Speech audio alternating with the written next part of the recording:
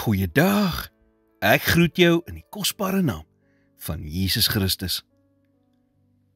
Dawid sê in Psalm 23 vers 1, Die Here is my herder, ek kom niks kort nie.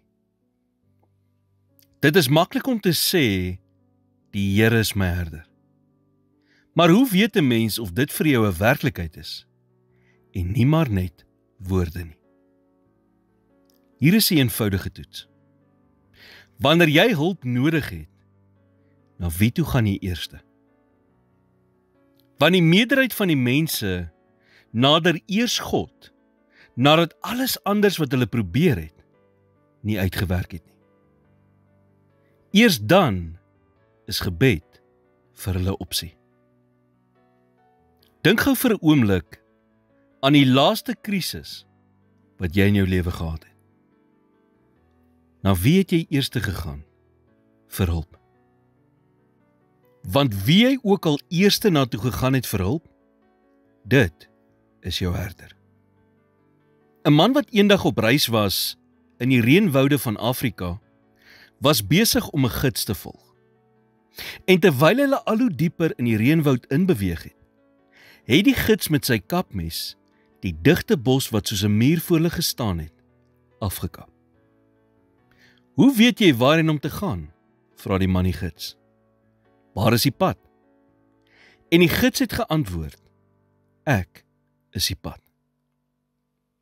Die lewe is baie soos 'n oerwoud. En om suksesvol deur die lewe te navigeer, het jy 'n gids nodig wat presies weet waarheen hy gaan en wat hy doen. En hier op aarde is daar net een wat gekwalifiseer is vir so 'n taak. En dit is die Here. Daar sal nooit 'n dag in jou lewe wees waar jy nie sy leiding nodig het nie. En die wonderlike ding is dat God ons wil lei.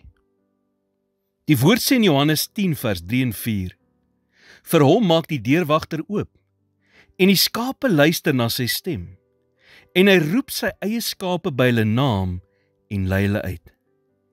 En wanneer hy sy eie skape uitgebring het, loop hy voor hulle uit, en die skape volg hom, omdat hulle sy stem ken.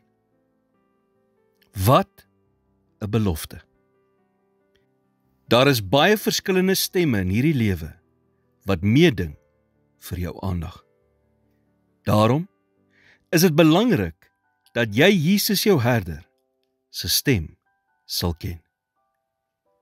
Here, U woord sê U skape ken die stem. Help my om nie deur enige ander stemme mislei te word nie.